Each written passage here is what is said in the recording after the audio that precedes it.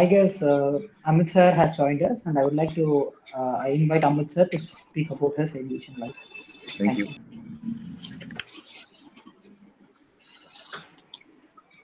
Good morning, friends. My name is Amit Kharbanda. I've been in aviation for more than now 30 years, and I've been working as aircraft maintenance engineers also for almost all 27 years now.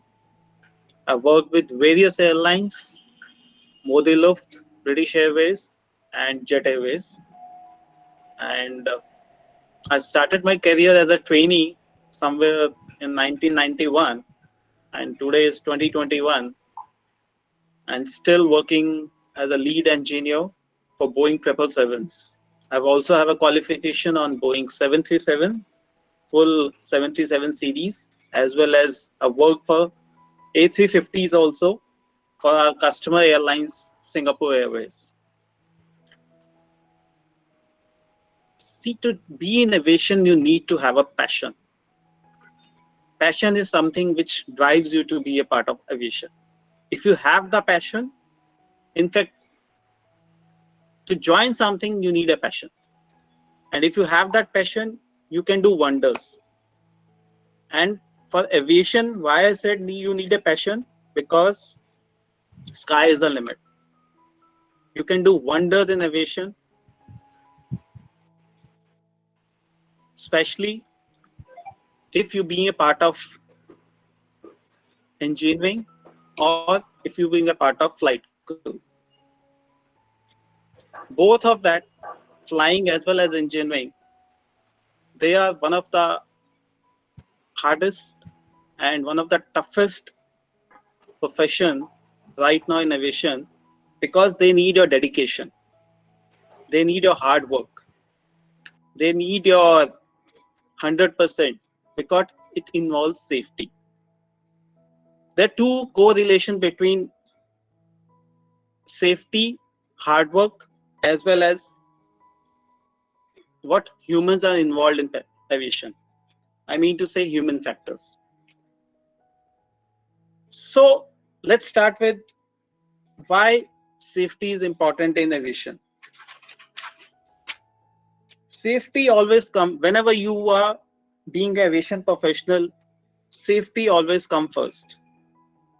Why I'm saying safety always comes first? Because it involves human lives, precious human life. In day-to-day modern aircrafts, you have hundreds of people traveling by air, and they have your trust. Since as an engineer, if you're signing an aircraft, if you're working on aircraft, they trust you. They believe in you, that somebody who has done the job and someone who is flying this aircraft, that person, yeah, that engineer, he has done his job best to his abilities, best to his capabilities, and best to his knowledge. So, since lives are involved, it becomes more important that we should be careful about safety.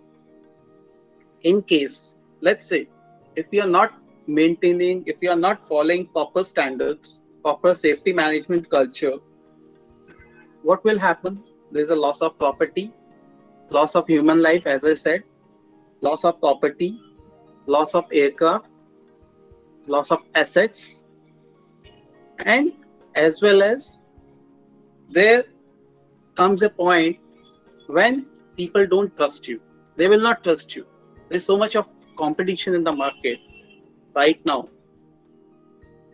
And if any airline, they don't adhere to safety culture, people will stop traveling. With safety, there comes a better aviation, because safer practices has been followed. Then with safety, you don't compromise on the cost savings. You give better service experience to your passengers. You will give better services to your partners, whoever are dealing with you. You will have less delays, and you have overall a good feeling that end of the day, whatever I did my job, and I'm proud that people are being taken care of while flying on those aircraft. They feel happy that they are flying in a safer environment, they are flying in a safer aircraft, and people will feel good about it, and they have higher expectations from you, and they may come back, and they may want to be a part of an airline, or maybe they may be a part of that aviation group. So what are we doing for safety?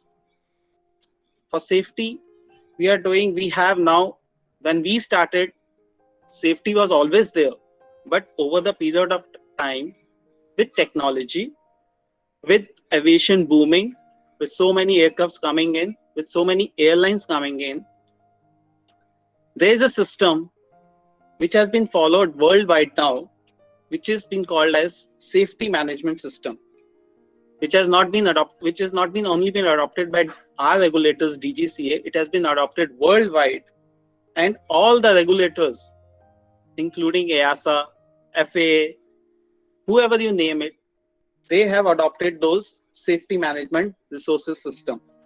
But why do we need those systems? Do we really require those systems? Yes, we do.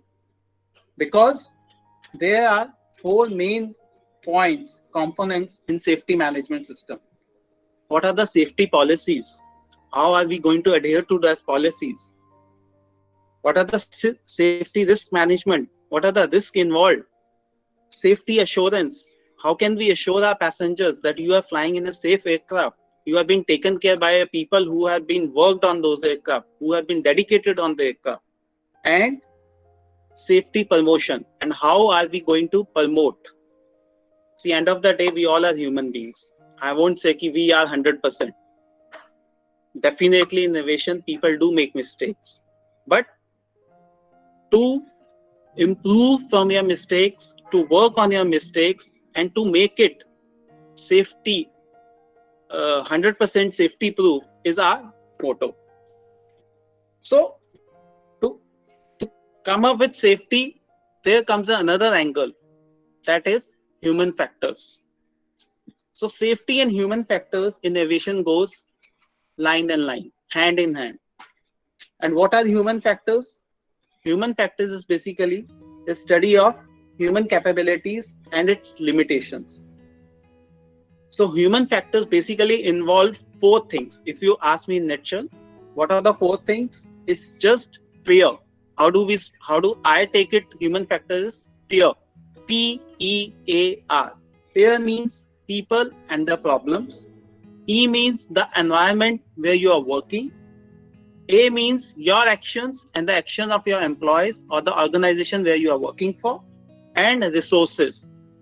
What are the resources available to you? How well you are using those resources? How good you are at those resources? Whether you are using those resources to your 100% or you need much more better resources. And with that resources come STAR. What does I mean by STAR is whenever you're working as an aircraft maintenance engineer or whenever you're working in an environment where engineering is being involved, especially for aircraft maintenance, I take it STAR as whenever any job you're starting, let's say you are a new engineer or you are a qualified engineer and you want to work on an aircraft, always take these four things into consideration. STAR, STAR. STAR means first stop and pause. Second, T means think about the job before starting the job. A means act and do your work properly. And rest, review. Before signing off your sheets, before signing off your log off, before signing off your aircraft, review it. Whatever I've done to best of my abilities. His aircraft is safe to fly. I have not taken any kind of shortcuts to make sure people, to make sure the flying crew, to make sure the cabin crew, and above all, to make sure whatever I have done, yeah, we have done as a teamwork, as an engineer, is it safe to release the aircraft?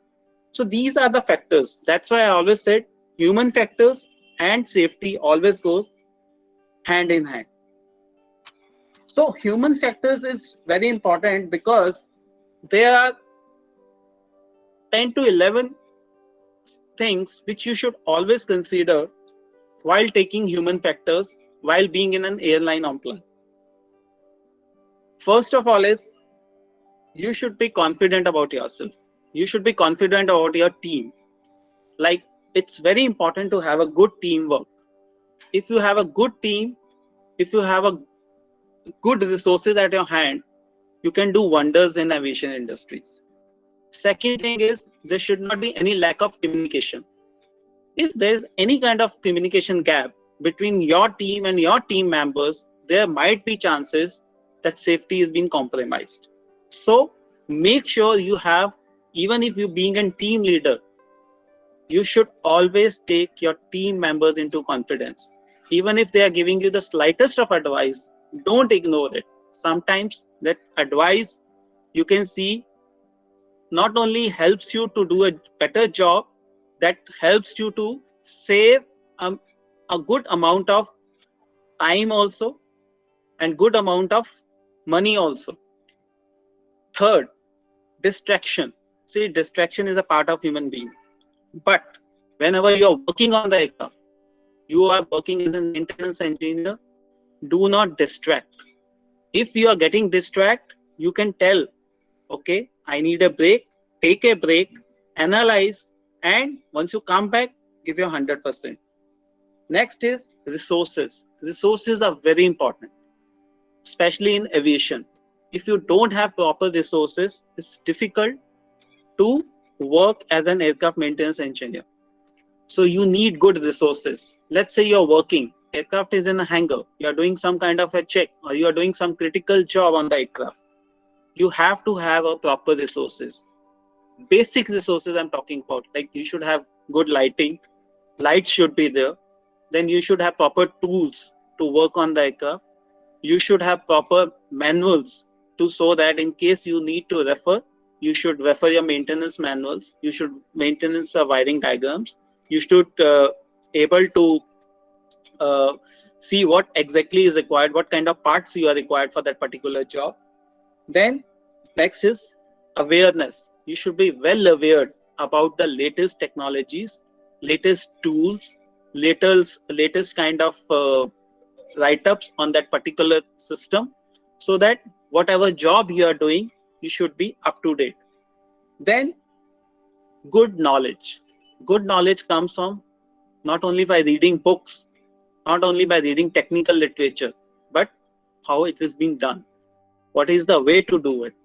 Read the latest thing, watch latest episodes on the Discovery channels, accidents and incidents. So they give you the good detailed amount of knowledge in case any accident and incident have happened. Why did it happen? What was the reason behind it? Where did they go wrong? How can we improve it? So good knowledge is also very important. Then norms and procedures. Follow kind of norms are required, kind of procedures are required. Setting up a good, healthy safety culture in your organization. Then fatigue. Fatigue is one main thing. If you have not been sleeping well and you are on the job, you'll not able to perform your job to 100%. So you have to be very careful. Fatigue, pressure should not overcome you. In case you're not feeling good, tell your team leader, I'm not feeling good. I'm not feeling all right. There is a pressure. There is a distraction. So he is aware that this particular engineer or this particular guy is not feeling good. So he can allocate that job to somebody else, or he will give you some kind of rest. So these are certain things which are mandatory, very much required, being a part of aircraft maintenance engineer. That's it.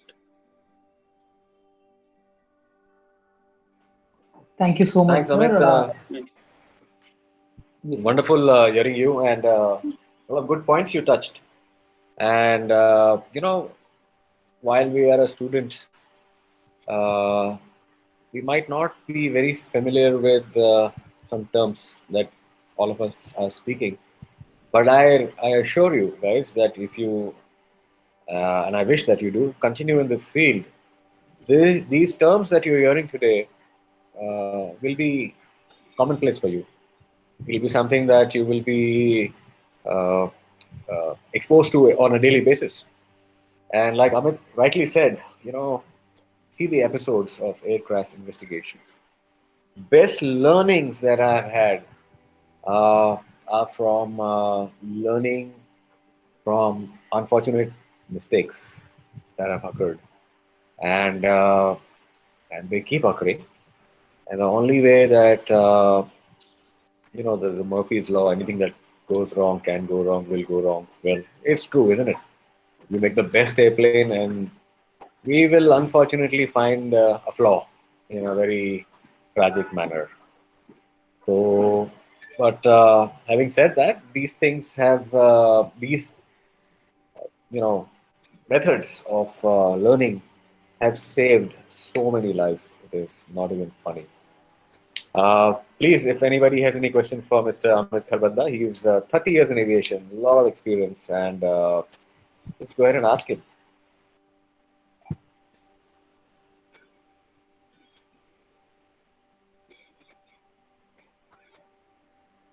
Uh, Anaga has a question. Anaga Balasubramanian. Please go ahead. At least the hand is raised.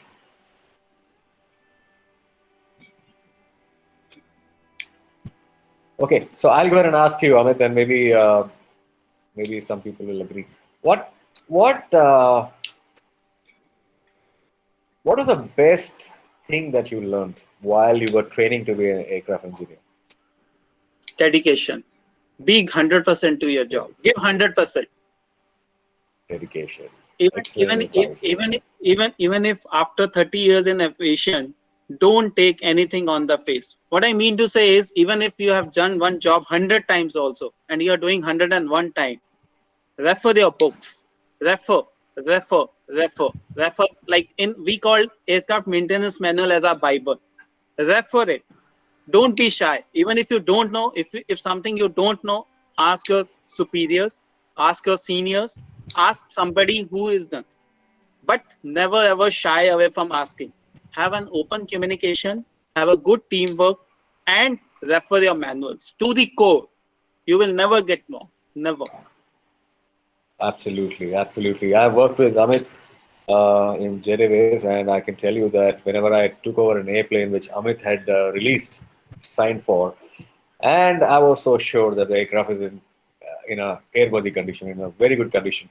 So, that gives me a lot of confidence that, yeah, this is a good ship to take up and fly for 14 hours at a stretch over the seas, over high terrain, over areas that I would normally not want to fly over, but you got to. So that's what this is the best advice actually. Dedication. Thank you very much, Amit. And if Anytime. anybody has any Sir? question, he's here. Please ask him. Yes, Sindhu, Yes, go ahead. yes, I have a question to Amit sir. Yeah, please go ahead. So, what skills do you think are the most important for maintenance engineer? First, you should have a lot of patience.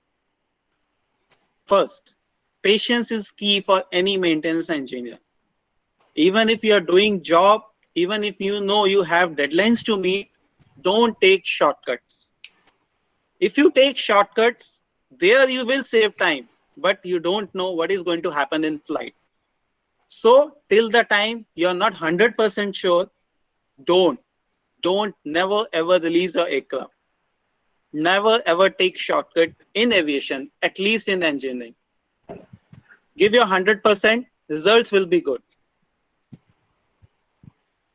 Thank you, sir. Thank you so much. We are grateful for the time and effort you took to share your thoughts and experience with Thank you us. so much. Thank you, Thank you sir. so much. Thanks a lot, Amit. Thank you, And buddy. wonderful Happy New Year speaking to all of us. I'm sure My everybody pleasure. was My pleasure. My really. pleasure. Wishing all you guys all the best. What a- Hopefully, you have safe flights all the time whenever you become engineer, pilots, whatever. India needs a lot of them. And I wish my best to all of you. and all the good wishes. Thank you so much for having me on board. Thank you. Thanks, Amit.